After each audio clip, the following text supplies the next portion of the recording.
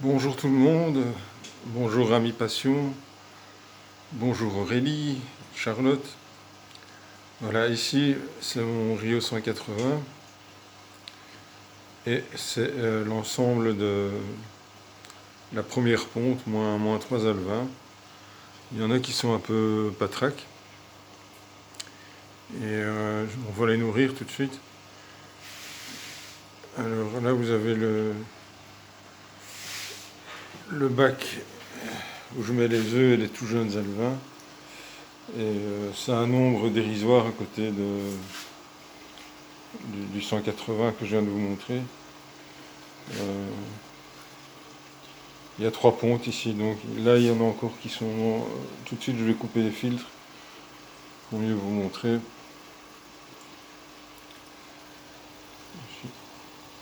Vous allez apercevoir là, ouais. Après je vous montrerai les alevins. Il y en a quelques-uns qui sont partis, mais la plupart sont encore collés. Donc il y a 3 pontes en tout. Alors voilà, ça c'est donc l'éponge que je mets avec les alevins, le filtre. C'est un bête exhausteur. Alors pour faire un changement d'eau, il n'y a rien de plus simple. On enlève ça va dedans, ici. Et on met le tuyau à la place. Et on siphonne en mettant l'extrémité dans un seau, bien sûr, pour récupérer. Donc là, bon, c'est des éponges qui ont souffert à force de les rincer. Et voilà, comme ça, l'eau ça passe par les éponges d'abord et prévient de tout prélèvement d'alevin, ce qui est quasiment impossible si vous mettez le tuyau avec les alevins. Donc simplement enlever la canne de refoulement, voilà, et mettez votre tuyau avant d'amorcer à la place. Ok. Alors ça c'est ma fameuse potion magique. Donc elle est constituée de fruits de liquide en barre et de petits cônes d'aulne noirs que je récolte ça moi-même. Les cônes je les utilise comme ça. Et par contre les fruits de liquide en barre, comme ils ont été ramassés à la rue, je les ai bien nettoyés soigneusement. Aussi avec l'eau de rejet de l'osmoseur. Voilà, je les ai débarrassés de toute crasse, je les ai rincés, mis dans un bain d'eau, encore une fois rincé, enfin ça a été fait consciencieusement. Et là, ici, j'ai mis une petite poignée de cônes d'aulne, mais la plupart c'est du fruit liquide en barre. Et on laisse macérer. Alors hier, l'eau était tout en haut, mais en fait le fruit absorbe de l'eau, ce qui fait que la quantité d'eau diminue. Et alors, j'avais préparé, voilà, l'épuisette à fine maille. On met ça au-dessus du bac et puis vous versez le tout pour éviter que les graines tombent dedans. Alors, ouais, ceux qui ont des crevettes, ils peuvent mettre des cônes d'aulne comme ça dans l'aquarium, parce que quand ça se décompose, il y a un biofilm que les crevettes adorent. Donc ça devient une nourriture complémentaire, indirecte. C'est pas le caule qu'elles mangent, mais plutôt le biofilm qui va se créer autour.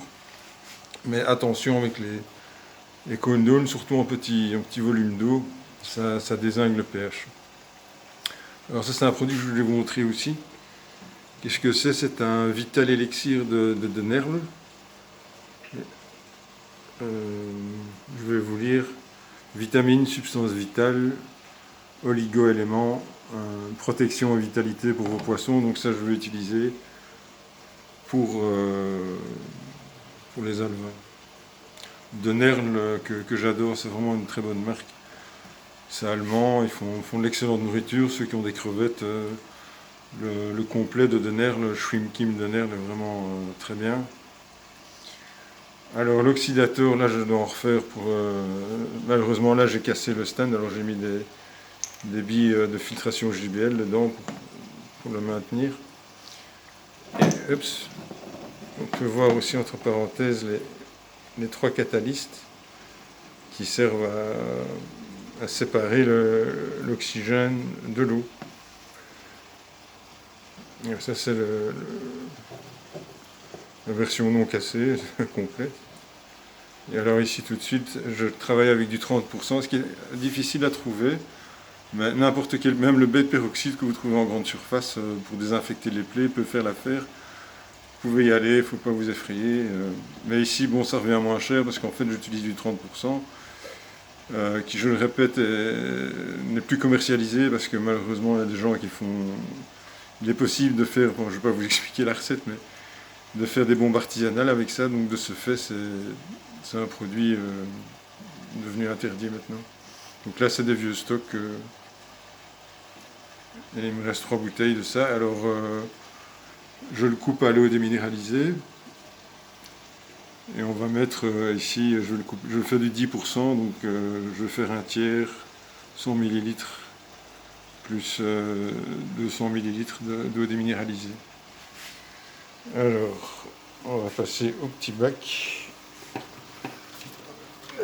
Enlever.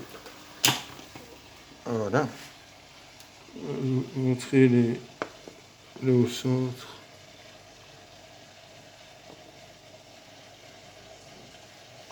Ici, ouais.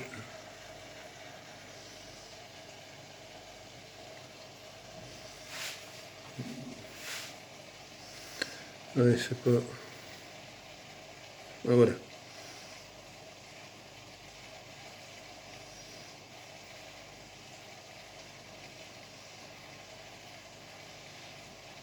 Voilà, ça grouille de vie d'alevin.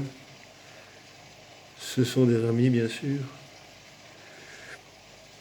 Oui, ça c'est le couple donc, qui pond sur l'éponge fatalement. Et bon, ils restent collés, ils n'ont pas encore résorbé leur sac vitelin. Mais ils vont bientôt quitter le Nil et rejoindre leur grand frère ou sœur ici en bas. Donc ça c'est ce qui reste de la deuxième ponte.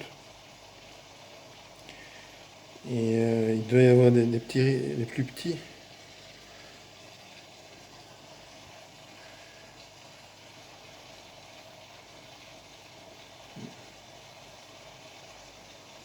Et on voit une différence de taille. Là, il y a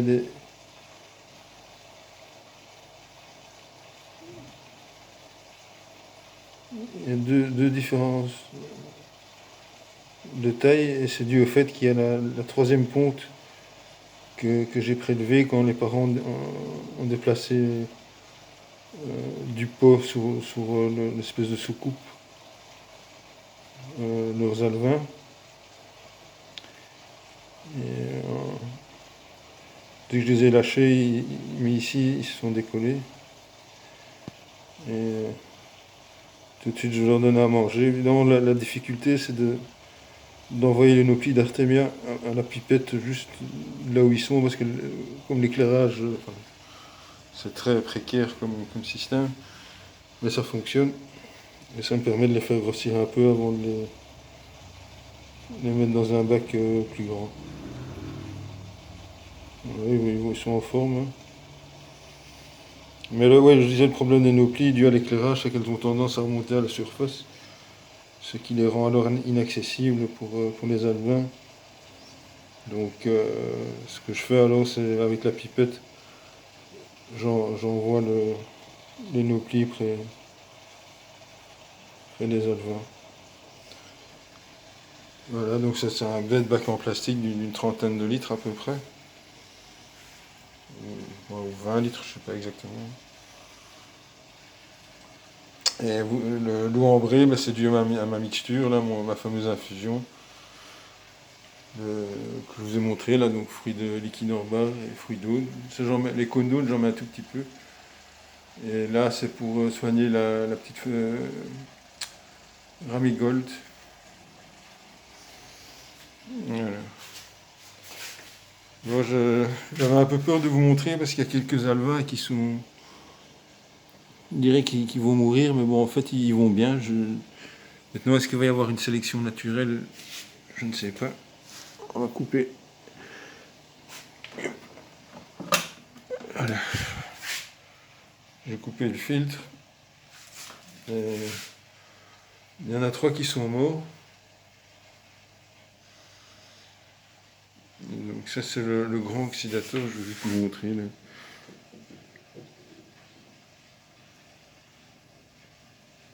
Il y a 2 catalyses des grandes. Vraiment c'est à partir.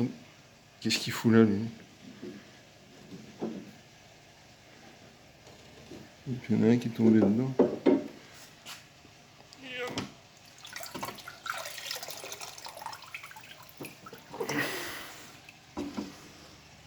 Ok, c'est vite. Les aléas du direct. Oups.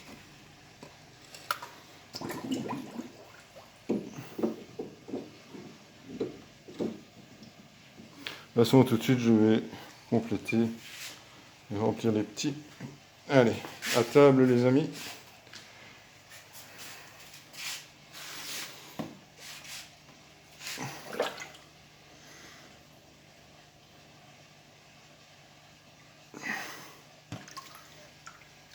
J'avais pris le mauvais bac.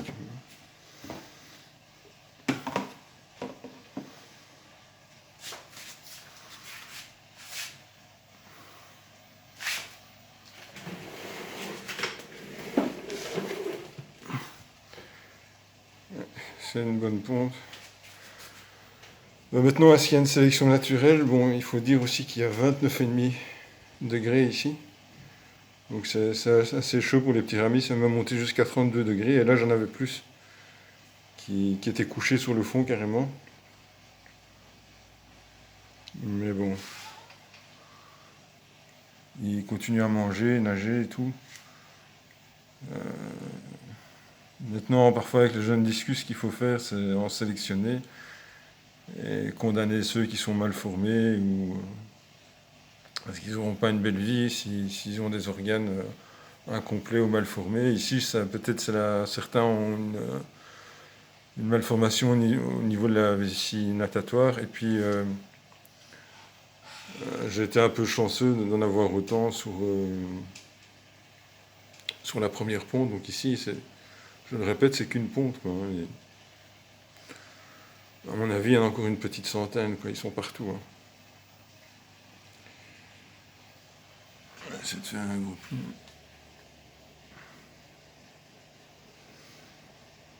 Ouais, vous voyez, celui-là, il est pas très en forme.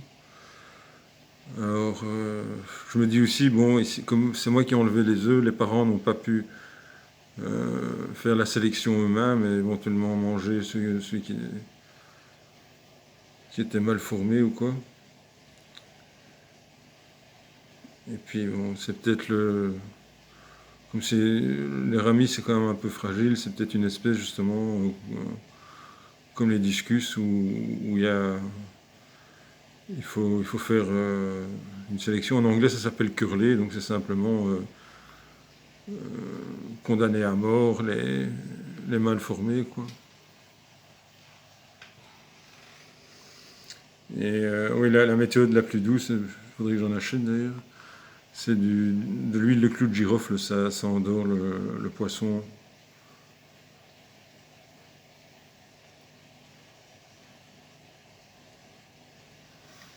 C'est plus sympa que de lui couper la tête, quoi. Pardon. Donc, vive le clou de girofle, l'huile de clou de girofle.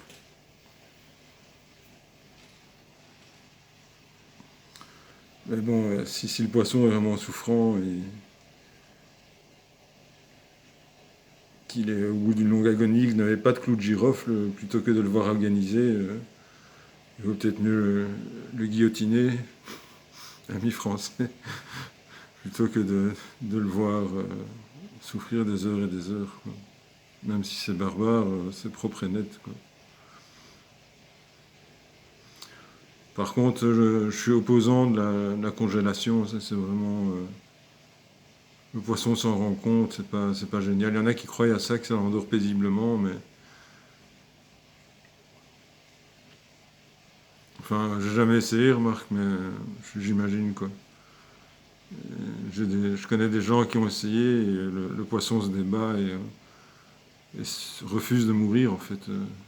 Il se rend compte qu'il va mourir s'il reste là.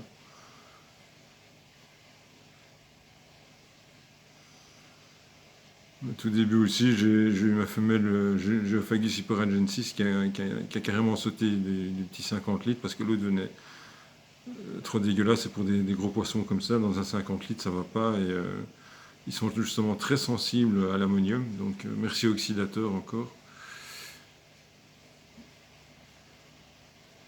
Parce que sans utiliser Oxydator, j'arrivais pas, c'était des changements d'eau de ouf. J'avais beau acheter un deuxième aquarium de 180 litres pour la première ponte de Géo, et ça a été une hécatombe à 2 tiers, quoi. Et le jour où j'ai utilisé le fameux peroxyde d'hydrogène, l'hécatombe a cessé et j'en ai plus perdu aucun. Là, ça a été l'inverse, j'en ai beaucoup de trop à la fin. C'est un cyclidé qui est paisible, qui a de superbes couleurs, mais il a le défaut de être très glouton. Donc, s'il y a des poissons comme des discus qui sont plus lents à manger, le scalaire non, c'est vorace aussi. Mais, par contre, les discus sont un peu défavorisés tellement ils jettent dessus sur la bouffe comme des malades, quoi. Et alors ils ont le défaut de déterrer les plants. Donc Geophagus, en fait, ça veut dire mangeur de terre, de substrat. Et ils n'arrêtent pas surtout quand ils ont faim, de chercher, de cracher le substrat pour retenir les particules de nourriture à travers leurs branchies, en fait. Elles sont spécialement adaptées à cet usage. Et donc dans un bac d'ensemble, si c'est un truc avec un aquascaping avec de jolies plantes, etc., ça le fait pas parce que il déterre tout, quoi. Donc l'alternative, c'est de coller les plantes, genre Bucephalandra ou Anubias ou fougère de Java sur des racines. Et là, ça le fait, quoi. C'est pas des herbivores.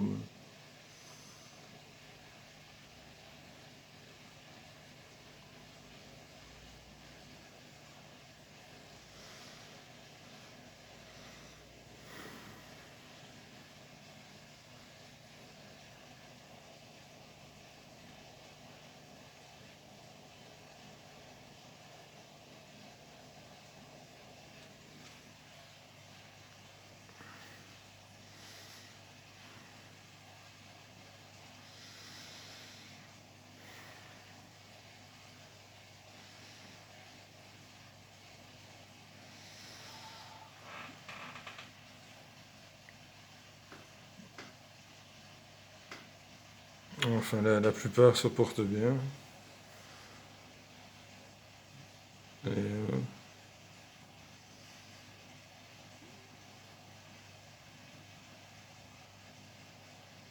ouais, il y en a quand même moins qui sont dans de sales drôles de positions.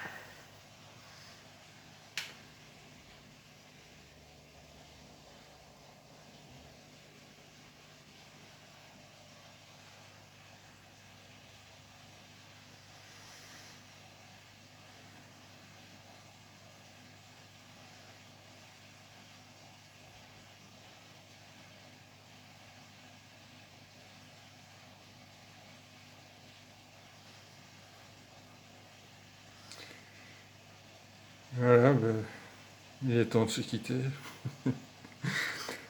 C'était un peu plus long que d'hab.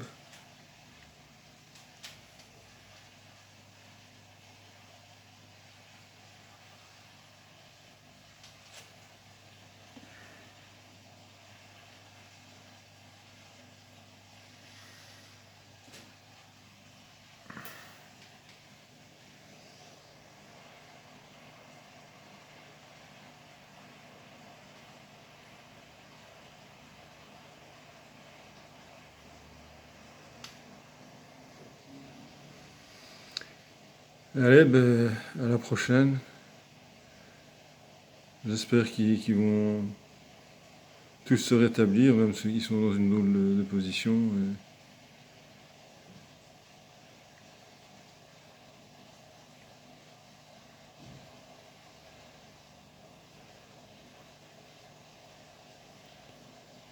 Et que je pourrais vous montrer l'évolution la semaine prochaine, par exemple.